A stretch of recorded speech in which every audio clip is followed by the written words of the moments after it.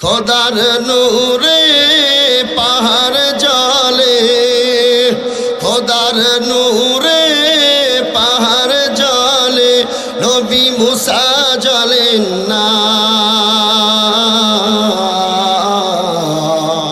হামেশা জিকির কর মুমিন, গাফেল থাইকো না। হামেশা জিকির কর মুমিন, গাফেল থাইকো না। জিকির করার দরকার আছে না নাই? হে নবীর উম্মতের দল, আল্লাহ তাআলা আমাদেরকে হায়াত দিয়েছেন। এই হায়াত কিভাবে কাটাবো এটার ফর্মুলাও আমার আল্লাহ তাআলা বান্দাকে জানায় দিয়েছেন। তো আমাদের হায়াতে আমরা বেশি বেশি করিয়া শুকরিয়া আদায় করব। আমরা আমাদের হায়াতে বেশি বেশি করিয়া আল্লাহ পাকের জিকির করব। তারপরে আমার আল্লাহ তাআলা ৩ নম্বর ফর্মুলা বলিয়া দিয়েছেন। আল্লাহ তাআলা বলেন, ইয়া আইয়ুহাল্লাযীনা আমানুত্তাকুল্লাহ ওয়া কুনু মা'আস সাদিকিন। আমার আল্লাহ তাআলা বান্দাকে জানায় দেয়, বান্দা তোমরা তো একা একা কখনোই পরিপূর্ণ ঈমানদার হইতে পারবা না। এ বান্দা তোমরা যদি একা একা সারা জীবন চেষ্টা করো, তোমরা আমার রবকে তালাশ করে খুঁজে পাইবা না। হে বান্দা, তোমরা যদি সারা জীবন আমার রবকে তালাশ করো, একা একা আমার রবকে তোমরা খুঁজে পাইবা না। আমার রবকে কোথায় গেলে খুঁজে পাবো? আল্লাহ কয়, এ আমার বান্দারা, তোমরা আমার নেককার বান্দা যারা আছে তাদের সংস্পর্শে যাও। তাদের সংস্পর্শে গেলে তোমরা আমি আল্লাহকে খুঁজে পাইবা। তোমরা যদি নেককার বান্দাদের সংস্পর্শে যাও, তাইলে তোমরা আমি রবকে তালাশ করে পাইবা, তোমরা আমার নবীকে খুঁজে পাইবা। এই জন্য আমার আল্লাহ তাআলা বান্দাকে আদেশ করলেন, ইয়া আইয়ুহাল্লাযীনা আমানুত্তাকুল্লাহ, হে ঈমানদারেরা তোমরা আমি আল্লাহকে ভয় করো। আল্লাহ তাআলা বলেন, ওয়া কুনু মা'আস সাদিকিন, নেককারদের কাছে যাও। নেককারদের কাছে গেলে তোমাদের ঈমান পরিপূর্ণ হয়ে যাবে। নেককারদের সংস্পর্শে থাকলে তোমাদের ঈমান একেবারে কামেল ও মুকাম্মাল হয়ে যাবে। হে বান্দা, তোমরা যদি আমি আল্লাহকে পাইতে চাও, ওই নেককার বান্দা যারা দুনিয়াতে আছে, আমার ওই নেককার বান্দাদের কাছে গেলে তোমরাও নেককার হয়ে যাইবা। কয়েকজন মানুষ সারা জীবন গুনাহের কাজ করেছে, কোনো ভালো কাজ করে নাই।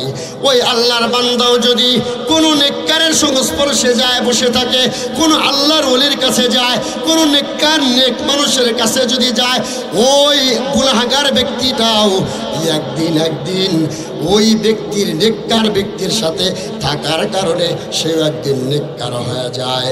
পক্ষান্তরে কোনো আল্লাহর ওলি, কোনো নেককার বান্দা যদি কোনো খারাপ মানুষের কাছে যায়, ওই যত বড় নেককার হোক না কেন, ওই খারাপ মানুষের কাছে একদিন, 2 দিন, 3 দিন যাওয়ার কারণে ওই ভালো মানুষটাও একদিন খারাপে পরিণত হয়ে যায়।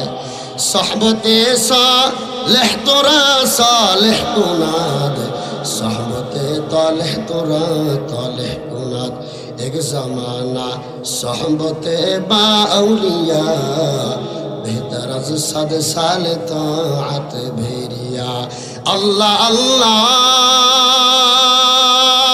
کیا مبارک نام ہے، اللہ اللہ عاشقوں کا کام ہے۔ اللہ اللہ تو میرا ستار ہے، اللہ اللہ تو میرا معبود ہے۔ এই জন্য নেককারদের কাছে যাওয়া, নেককারদের কাছে গেলে একদিন না একদিন জীবন পরিবর্তন হবেই। আমি আপনি একা একা যতই চেষ্টা করি কখনোই পরিপূর্ণ ঈমানদার হওয়া যায় না। এই জন্য নেককার দুনিয়ার জমিনের ভিতরে যারা আলেম ওলামা আছে তারা নেককার, এদের সাথে সম্পর্ক রাখা, আলেমদের কাছে যাওয়া, আলেমদের, কারণ আলেমদের মজলিস তো আলোকিত এক মজলিস। আলেমদের মজলিস হলো দুনিয়াতে নূরওয়ালা মজলিস।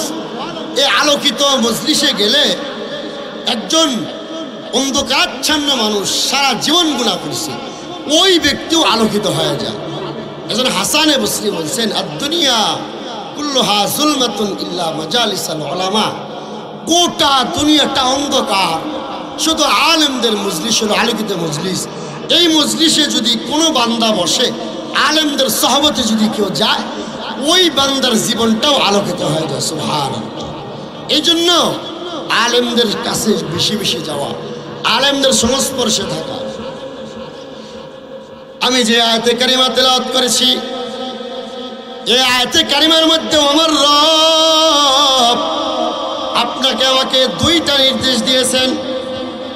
এক নম্বর নির্দেশ, আল্লাহ তাআলা বলেন, ইয়া আইয়ুহাল্লাযীনা আমানুত্তাকুল্লাহ, হে ঈমানদারেরা তোমরা আমি আল্লাহকে ভয় করো, হাক্কা তুকাতিহি, ভয় করার মতো ভয় করো।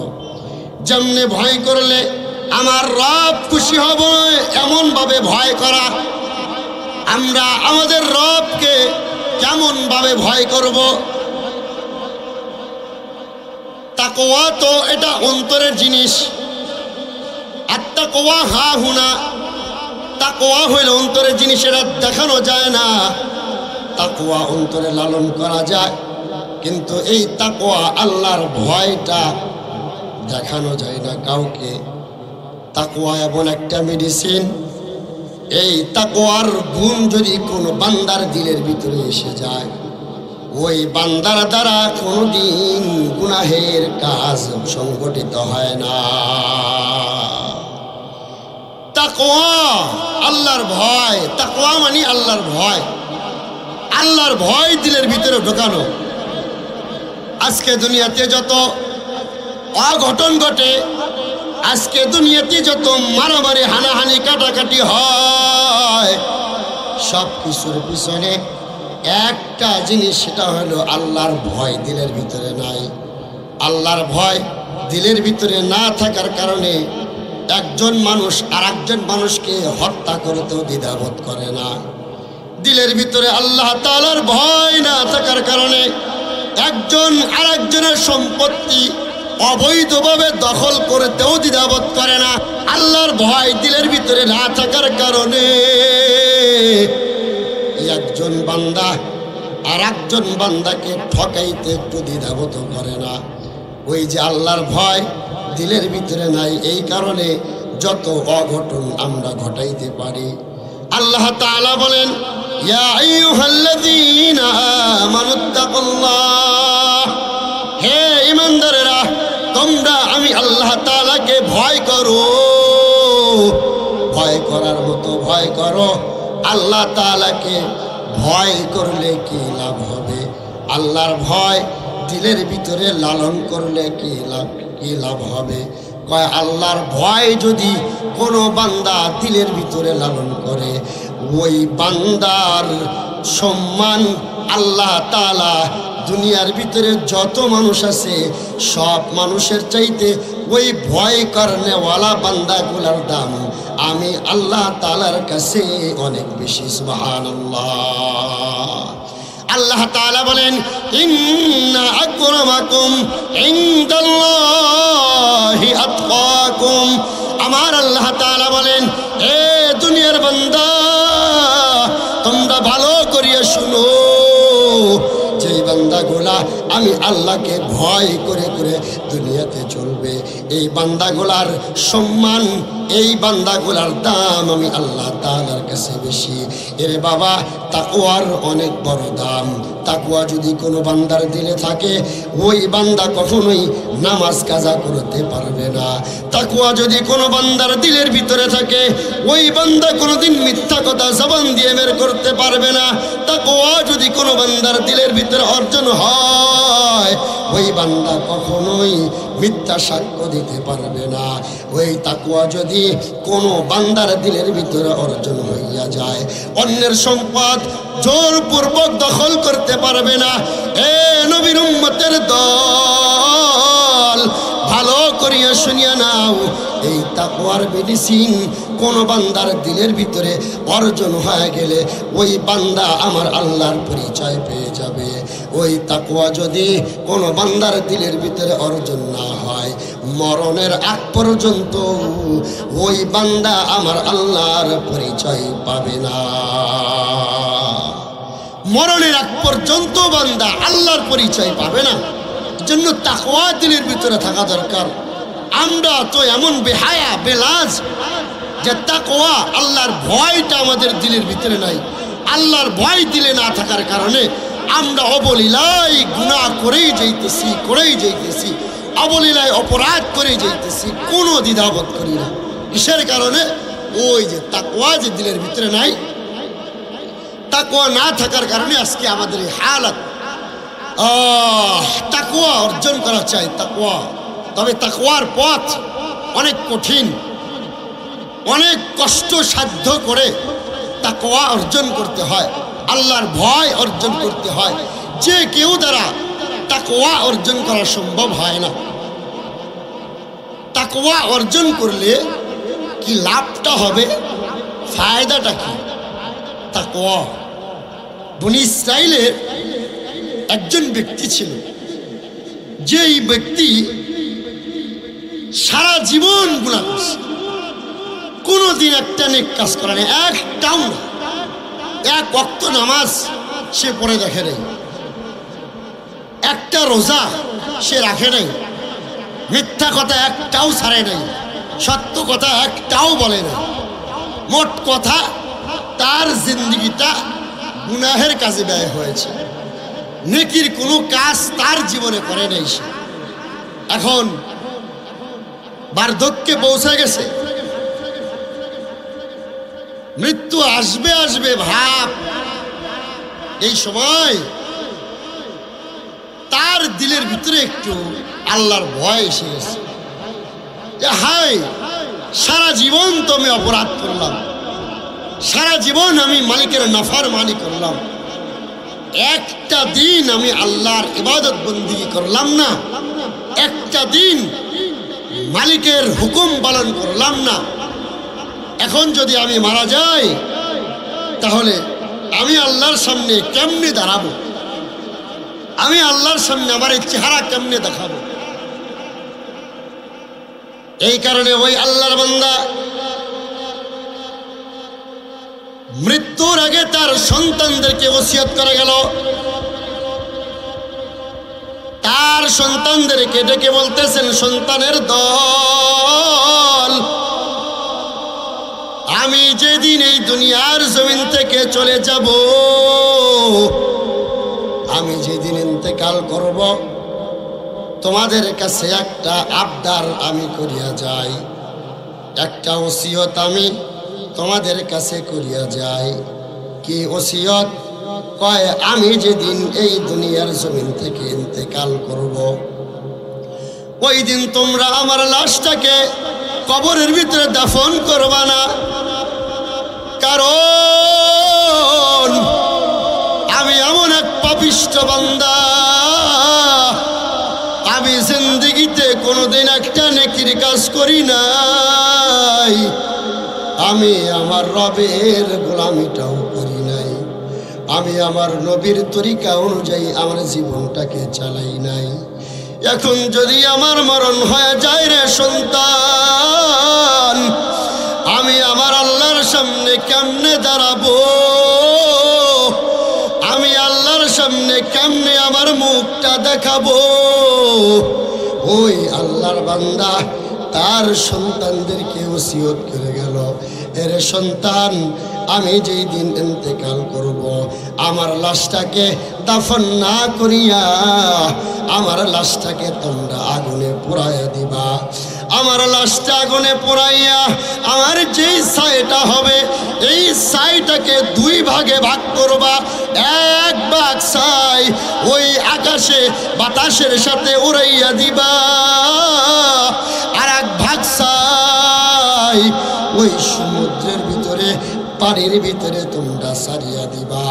ওই হাওয়ার ভিতরে বাতাসের ভিতরে যদি আমি উড়তে থাকি তাইলে হয়তো আল্লাহ তাআলা আমাকে ধরতে পারবে না।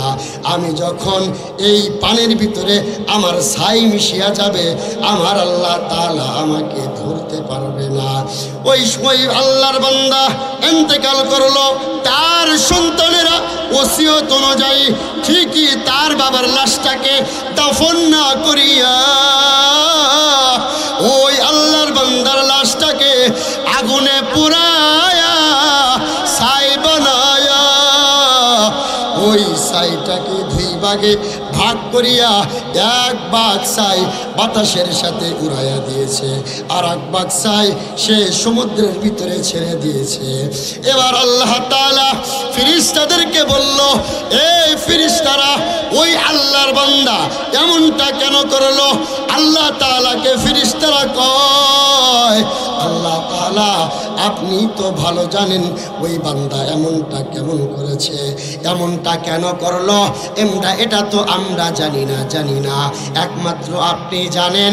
আল্লাহ তাআলা ওই ফেরেশতাকে বলল, এই আল্লাহর বান্দার ছাইগুলা তোমরা একত্রিত করিয়া দাও। আল্লাহ তাআলার আদেশে ওই বান্দা যার ছাইটাকে দুই ভাগে ভাগ করা হয়েছে, ফেরেশতা আবার ওই আল্লাহর বান্দার ছাইটাকে একত্রিত করিয়া আমার আল্লাহ তাআলার সামনে আনছেন। আমার সামনে আনার পর ওই ছায়ের ভিতরে আবার আল্লাহ তাআলা তার রূহটা ফেরত দিয়েছে। আল্লাহর বান্দার সামনে আল্লাহর বান্দাকে আল্লাহ তাআলা মুখোমুখি করেছেন।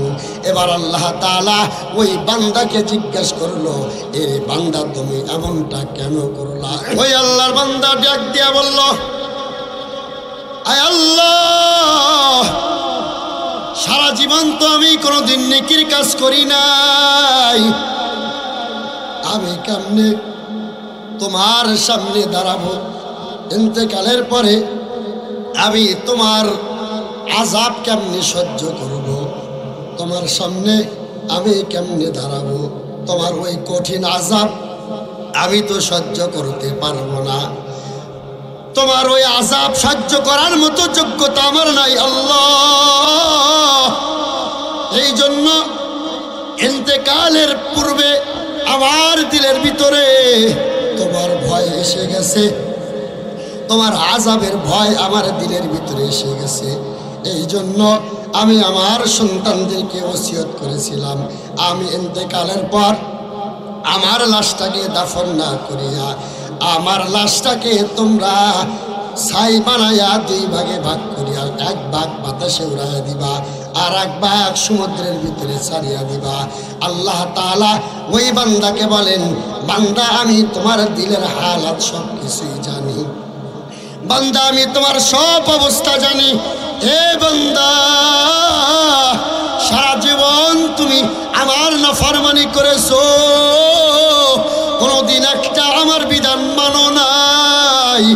ও বান্দা, মরণের আগে যেহেতু আমি আল্লাহর ভয় তোমার ভিতরে লালন করেছো, কবরের আযাবের ভয় তোমার দিলে লালন করেছো, আল্লাহ তাআলা সমস্ত ফেরেশতাদেরকে সাক্ষী রেখে বলল, এ ফেরেশতারা তোমরা সাক্ষী থাকো, এই ব্যক্তি যেহেতু আমার ভয় তার দিলের ভিতরে লালন করেছে, আমি আল্লাহ তাআলা এই ব্যক্তির জিন্দেগির সব গুনাহগুলা মাফ করিয়া আমি আল্লাহ তাআলা তার কবরটাকে জান্নাতের বাগান বানায় দিলাম। সুবহানাল্লাহ।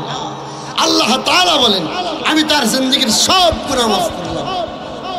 তাকওয়া, আল্লাহর ভয় দিলে থাকা, আল্লাহর ভয় দিলে থাকলে এই বান্দা কোনোদিন তার দ্বারা কোনো নাফরমানি হবে না। এই বান্দা কোনোদিন রাতের বেলা শুয়া মোবাইলে নগ্ন ছবি দেখতে পারে না। যদি কোনো বান্দার দিলের ভিতরে আল্লাহর ভয় থাকে, কোনো বান্দির ভিতরে যদি আল্লাহর ভয় থাকে, তারা রাতের বেলা শুয়া তারা আকাম করতে পারে না। তারা মোবাইলের ভিতরে যত ধরনের নগ্ন ছবি আছে এইগুলা দেখে কিসের কারণে? আল্লাহর ভয় নাই। কোনো বান্দা জিনার ভিতরে লিপ্ত হইতে পারতো না আল্লাহর ভয় থাকলে। কোনো বান্দা সুদ খাইতে পারতো না, ঘুষ খাইতে পারতো না, অন্যের হক মারতো না যদি আল্লাহর ভয় দিলের ভিতরে থাকতো। আল্লাহর ভয় দিলে না থাকার কারণেই আজকে যত ধরনের অপরাধ আমরা করি, সব অপরাধ অবলীলাই করে যাই, কোনো বাধাও আসে না আমাদের বিবেকে। এই জন্য আল্লাহ বলেন, ইয়া আইয়ুহাল্লাযীনা আমানুত্তাকুল্লাহ, হে ঈমানদারগণ, তোমরা আমি আল্লাহকে ভয় করো। ভয় করার মতো ভয় করো বান্দা। আল্লাহকে কোনো বান্দা যদি ভয় করার মতো ভয় করে, তাইলে ওই বান্দা এমন দামি হয়ে যায়।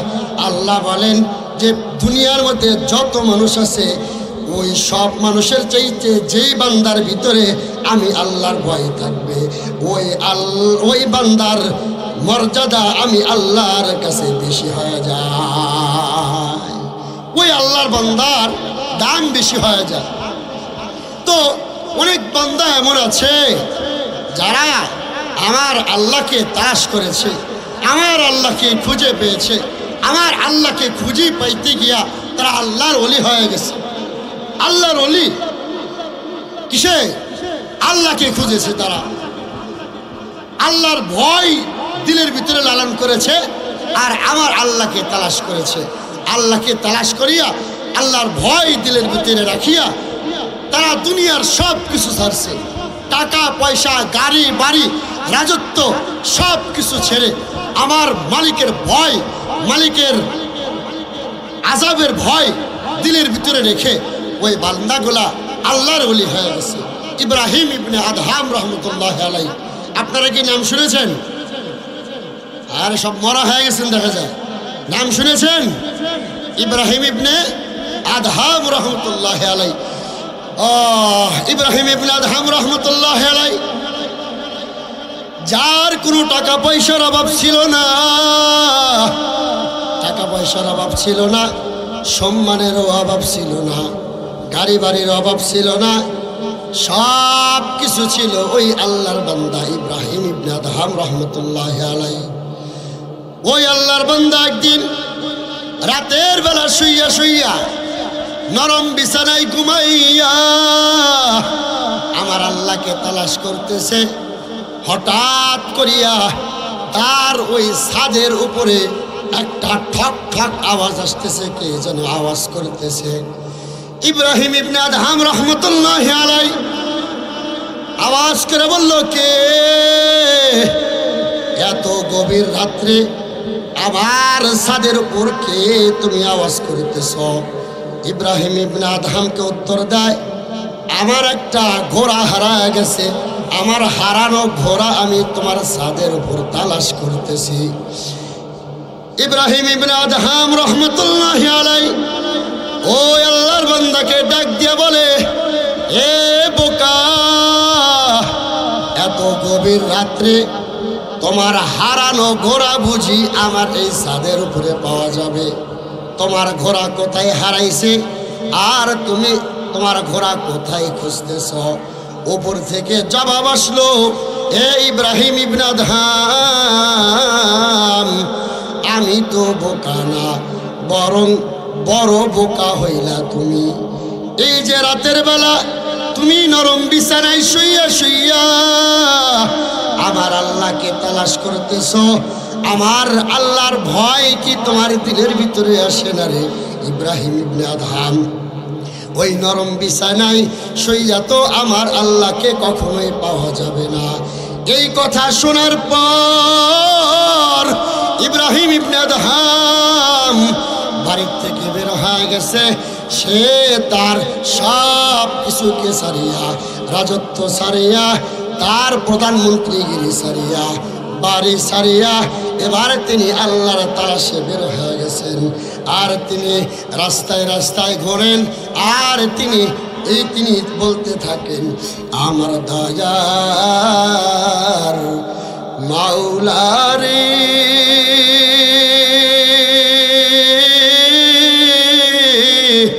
আমার দয়ার মাবুদ রে, কোথায় গেলে পাইব তোমার ঠিকানা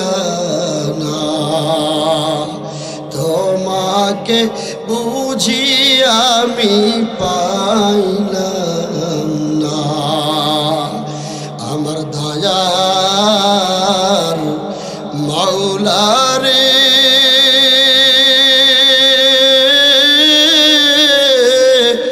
আমার দয়ার মাবুদ রে কোথায় গেলে পাইব তোমার ঠিকানা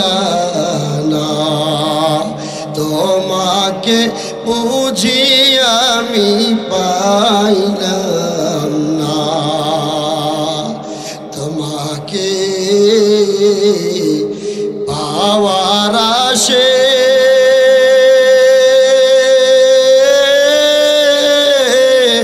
ঘুরি আমি দেশ বিদেশে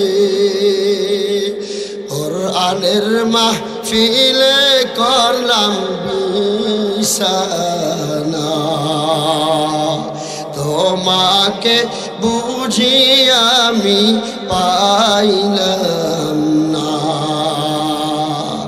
हकीकत से तो दुनिया बेखबर है दुनिया की नुमाइश पर नजर है नमी गोयम के आज दुनिया जुदा बाश बाहर कारे के बाशी बा खुदा बाश एरे नबीर उम्मतेर दल ओ इब्राहिम इब्ने आदम আল্লাহকে তালাশ করতে গিয়া ঘর বাড়ি ছাড়ছে তার রাজত্ব ছাড়ছে নরম বিছানা ছাড়ছে ওই ইব্রাহিম ইবনে আদহাম তার দিলের ভিতরে আল্লাহর ভয় এমনভাবে লালন করেছে ওই ইব্রাহিম ইবনে আদহাম দুনিয়ার সব কিছু ছাড়িয়া ওই ইব্রাহিম ইবনে আদহাম ইন্তেকাল করছেন যখন তখন আল্লাহ তাআলা তাকে আল্লাহর ওলি বানায়া মৃত্যুদান করেছে আল্লাহর ওলি হয়ে আসে দুনিয়া থেকে কবরে গেছে আল্লাহর ভয় দিলের ভিতরে থাকা এই কারণে আমার রব এক নম্বর আদেশ দিয়েছেন ইয়া আইয়ুহাল্লাযীনা আমানুত্তাকুল্লাহ আল্লাহ তাআলা বললেন হে ঈমানদারেরা তোমরা আমি আল্লাহকে ভয় করার মতো ভয় করো দুই নাম্বার আদেশ আল্লাহ তাআলা বলেন ওয়ালা তামুতুন্না ইল্লা ওয়া আনতুম মুসলিমুন সাবধান বান্দা সাবধান তোমরা কিন্তু মুসলমান না হইয়া অন্ধকার কবরে আসিও না কারণ কি জানো ওই অন্ধকার কবরটা এমন একটা ভয়াবহ ঘর ওই অন্ধকার কবর আপনাকে আমাকে প্রতিদিন ডাকতে থাকে আনা বাইতুল ওয়াহদা আনা বাইতুজ জুলমা আনা বাইতুজ জোর আমি একা একের ঘর আমি অন্ধকারের ঘর আমি সাপ বিচ্ছুর ঘর আমার কাছে যদি বান্দা তোমরা নেক আমল আর পরিশুদ্ধ ঈমান নিয়ে আসো তবেই তোমরা ভালো ব্যবহার পাইবা আর যদি বান্দা তোমরা গুনাহগার হইয়া কবরে আসো তাইলে আমি কবর এমন খারাপ আচরণ করব তোমরা কখনো কল্পনাও করতে পারবা না কোনো বান্দা যদি ওই নেককার হইয়া ওই কবরের ভিতরে যায় কবরটা তার জন্য জান্নাতের বাগান হবে আবার কোনো বান্দা যদি গুনাহগার হইয়া ওই অন্ধকার কবরে যায় তার কবরটা জাহান্নামের গর্ত হয়ে যাবে রে মুসলমান এরে নবীর উম্মতের দল আমার পয়গম্বর হাদিসের পাকের মধ্যে ফরমান قال رسول الله صلى الله عليه وسلم القبر روضة من رياض الجنة أو حفرة من حفر النار কবরটা কারোর জন্য জান্নাত হবে কবরটা কারোর জন্য জাহান্নামের গর্ত হয়ে যাবে কার জন্য জান্নাত হবে যেই ব্যক্তিগুলা আমার আল্লাহর হুকুম পালন করবে আমার রাসূলের তরিকা অনুযায়ী চলবে ওই বান্দাগুলার কবর জান্নাতের বাগান হয়ে যাবে পক্ষান্তরে আল্লাহর যেই বান্দাগুলা আল্লাহর বিধিবিধান মানবে না আল্লাহর আদেশ পালন করবে না, নবীর তরিকা অনুযায়ী যে বান্দাগুলা চলবে না, তাদের কবরটা জাহান্নামের গর্ত হয়ে যাবে। ওই কবরের আযাবের ভয় দিলের ভিতরে আসে না। আমাদের দিলের ভিতরে সদা সর্বদা থাকে আমরা কেমনে দুনিয়া কামাই করব। একটা বাড়ি করেছি আর একটা বাড়ি করব, একটা গাড়ি করেছি আর একটা গাড়ি করব, 1 বিঘা জমি করেছি আরো 5 বিঘা জমি আমরা কেমনে করব, সেই ফিকিরে থাকি। কিন্তু ওই কবরের আযাবের কথা, মৃত্যুর এই হায়াতের ভিতরে আমরা একবারও মৃত্যুর কথা স্মরণ করি না, কবরের আযাবের কথা স্মরণ করি না। ওই কবরের আযাবের কথা আমাদের স্মরণ আসে না। অথচ আমাদের কিছু বুজুর্গানে দিন এমন ছিল যারা সদা সর্বদাই মৃত্যুবরণ করার জন্য তারা প্রস্তুতি গ্রহণ করে সদা সর্বদাই চলত। সব সময় মরণের জন্য রেডিও থাকতো, রেডি। তারা বলতো যে জানা তো নাই যে কোন সময় মৃত্যু এসে যায়, এই জন্য তারা সদা সর্বদাই অজুর হালাতে থাকতেন আর সদা সর্বদাই গামছা রাখতেন, গামছা জায়নামাজ হিসাবে। কখন আজরাইল চলে আসে, কখন মৃত্যু এসে যায়, এই জন্য অজুর হালাতে থাকতেন। তারা সব মৃত্যুর জন্য প্রস্তুতি ছিলেন। আর আমরা শুধু চাই বাঁচতে, মরতে চাই না। কারণ ওই দুনিয়ার মোহাব্বত যে ভিতরে ঢুকছে, দুনিয়ার মোহাব্বত দিলের ভিতরে ঢোকার কারণে ছেলে সন্তান, স্ত্রী পুত্র, তাদের মোহাব্বত দিলের ভিতরে ঢোকার কারণে আজকে মরতে চাই না, অথচ তারা মৃত্যুর জন্য প্রস্তুত ছিল। আল্লাহর বান্দা তরকারি বিক্রেতা, তরকারি বিক্রি করে, ওই আল্লাহর বান্দা তিনি সদা সর্বদাই মৃত্যুর জন্য প্রস্তুতি গ্রহণ করে চলতেন। তিনি একদিন জাকার ভিতরে তরকারি নিয়ে তিনি বাজারে যাইতেছিলেন বিক্রি করার জন্য। বাজারে যাওয়ার সময় পথিমধ্যে আজরাইল চলে আসছে তার কাছে। আজরাইল এসে আল্লাহর বান্দাকে সালাম করতেছে, আসসালামু আলাইকুম ইয়া ফুলান, হে অমুক, তোমার উপর শান্তি বর্ষিত হোক। সালাম দিয়েছে। এবার ওই তরকারি বিক্রেতা বলে, ভাই তুমি কেডা? এবার আজরাইল কয়, আমি হইলাম আজরাইল, আমি তোমার জান কবজ করার জন্য আসছি। তোমার হায়াত শেষ হয়ে গেছে, তোমার এখন মৃত্যুবরণ করতে হবে। আমার আল্লাহ তাআলার পক্ষ থেকে নির্দেশ হয়েছে তোমার জান এখনই আমি কবজ করে নিয়ে যাব। ওই তরকারি বিক্রেতা বলে, ভাই আমি তো সদা সর্বদা মৃত্যুর জন্য প্রস্তুতি গ্রহণ করেই থাকি, আমি তো তোমাকেই খুঁজতেছি, না জানি কখন তুমি আমার কাছে চলে আসো, কারণ তুমি তো আমার কাছে বলে কইয়া আসবা না। যখন আল্লাহর পক্ষ থেকে অর্ডার হবে, বান্দা তুমি তো যখনই আমার কাছে চলে আসবা, এটা আমি খুব ভালো করিয়াই জানি। এই জন্য আমি বাড়ির থেকে ওজুর হালাতে বের হয়েছি। আর এই যে আমার কাঁধের উপরে গামছা দেখতেছো, এটা আমি জায়নামাজ হিসাবে রেখে দিয়েছি। এ ভাইজি আজরাইল, আমি তোমার কাছে একটা মিনতি জানাই, একটা আবদার জানাই। কয় কি আবদার? কয় আমাকে একটা 2টা রাকাত নামাজ পড়ার সুযোগ করে দাও। কয় আচ্ছা ঠিক আছে, ঠিক আছে, তুমি 2 রাকাত নামাজ পড়িয়া নাও। এবার ওই আল্লাহর বান্দা তরকারি বিক্রেতা বলতেছেন, কারণ আমার রাসূল হাদিসের মধ্যে বলছেন, তামুতুনা কামা তাহইয়াউনা ওয়া তাহইয়াউনা কামা তামুতুনা। পয়গম্বর কয় তোমরা যেইভাবে দুনিয়ার থেকে মৃত্যুবরণ করবা, হাসরের ময়দানে আল্লাহ তাআলা তোমাদেরকে ওই অবস্থায় উঠাবেন।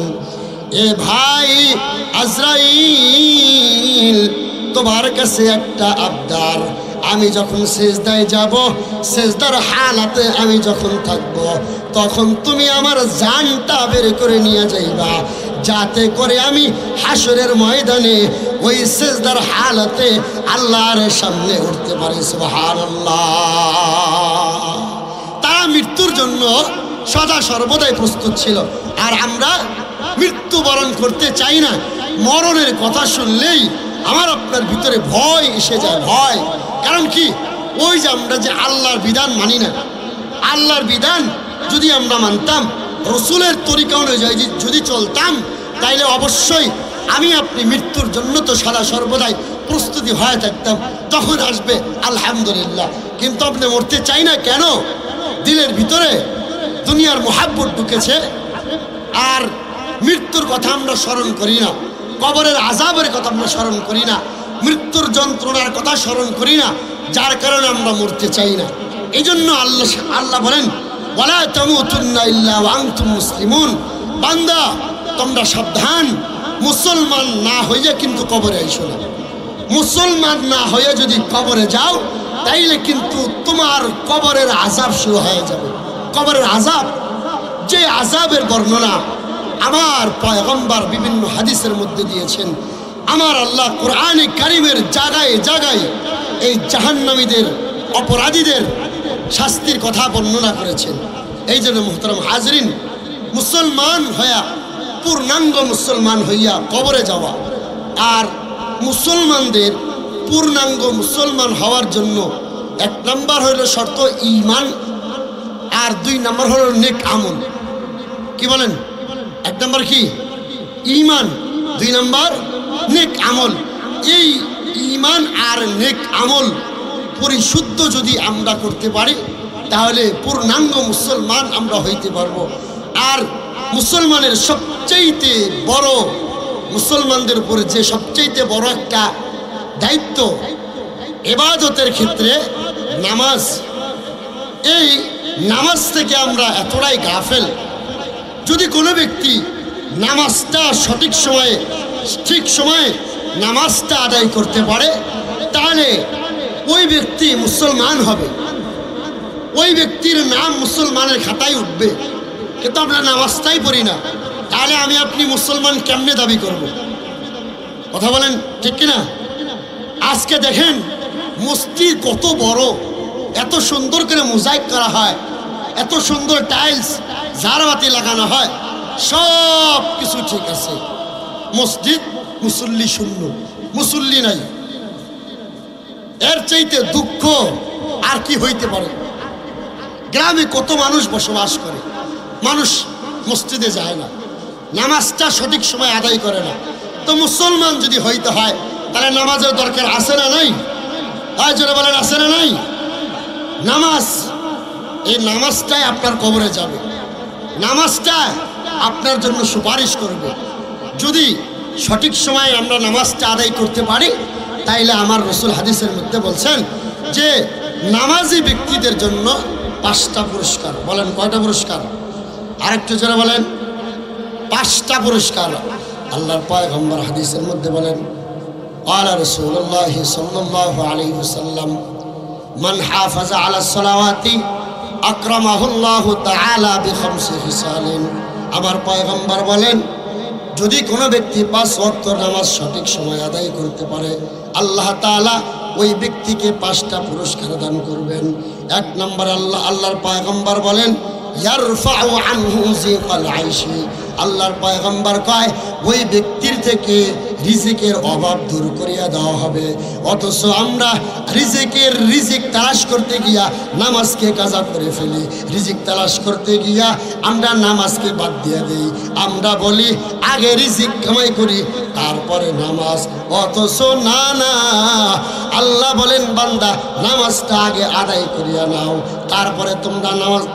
তারপরে তোমরা রিজিক তালাশ করো। আল্লাহ তাআলা কোরআনে কারীমের মধ্যে বলিয়া দেন, ফাইদা কুদিয়াতিস সালাতু ফান্তাশিরু ফিল আরদ। আল্লাহ বলেন, নামাজ তোমরা পড়ার পরে বান্দা তোমরা জমিনে বিচরণ করো, রিজিক তালাশ করো। অথচ আমরা করি পুরা উল্টা। আল্লাহর পয়গম্বর কয়, কোনো ব্যক্তি যদি 5 ওয়াক্ত নামাজ সঠিক সময় আদায় করতে পারে, কোনো নারী পুরুষ যাদের উপর 5 ওয়াক্ত নামাজ আল্লাহ তাআলা ফরজ করে দিয়েছেন, এই ব্যক্তিরা যদি 5 ওয়াক্ত নামাজ আদায় করে, রিজিক তাদের পিছনে ঘুরবে, রিজিকের পিছনে তার দৌড়াইতে হবে না। রাসূল বলেন, ইয়ারফাউ আনহু যিকাল আইশ, তার থেকে রিজিকের অভাব দূর করা হবে। 2 নম্বরে পয়গম্বর বলেন, ওয়ায়ারফাউ আনহু আযাবাল কবর। আল্লাহর পয়গম্বর কয় ওই নামাজির কবরের আযাবকে মাফ করে দেওয়া হবে। সুবহানাল্লাহ। যদি কোনো ব্যক্তি 5 ওয়াক্ত নামাজ সময় মতো আদায় করে, যদি কোনো ব্যক্তি 5 ওয়াক্ত নামাজ সঠিক নিয়মে আদায় করে, আল্লাহর পয়গম্বর বলেন তার থেকে কবরের আযাবকে হটায় দেওয়া হবে। 3 নম্বরে আমার পয়গম্বর বলেন ওয়ায়ুতিহিল্লাহু কিতাবাহু বিয়ামিনিহি। আল্লাহর পয়গম্বর কয় ওই নামাজি ব্যক্তিকে আমলনামা দেওয়া হবে ডান হাতে। সুবহানাল্লাহ। আমলনামা দেওয়া হবে ডান হাতে। 4 নম্বরে আল্লাহর পয়গম্বর কয় ওয়ায়ামুররু আলা সিরাতি কাল বারক। বিজলির গতিতে ওই কুল সিরাত পার হয়ে যাবে। সুবহানাল্লাহ। 5 নম্বরে আল্লাহ রাসূল কয় ওয়াদখুলুল জান্নাতা বিগাইরি হিসাব। বিনা হিসাবে আল্লাহ তাআলা ওই নামাজীকে জান্নাতে প্রবেশ করাবেন। সুবহানাল্লাহ। তাহলে আমরা ইনশাআল্লাহ 5 ওয়াক্ত নামাজ পড়তে রাজি আছি তো ইনশাআল্লাহ? আল্লাহকে দুইটা হাত দেখায় দেই। হ্যাঁ, অনেকে এখনো হাত উঠায় না, তার মানে তারা নামাজ পড়বো না নাকি? হ্যাঁ, এই যে ওয়াদা করছেন, কিন্তু কালকে ইনশাল্লাহ আমি খোঁজ নেব আপনাদের মসজিদে, দেখি কি পরিমাণ মুসল্লি ফজরের নামাজে হয়েছে। এই রাতের বেলা ওয়াজ শুনতেছেন, যদি সকালে নামাজ না পড়েন এই ওয়াজ শোনার কোনো লাভ নেই।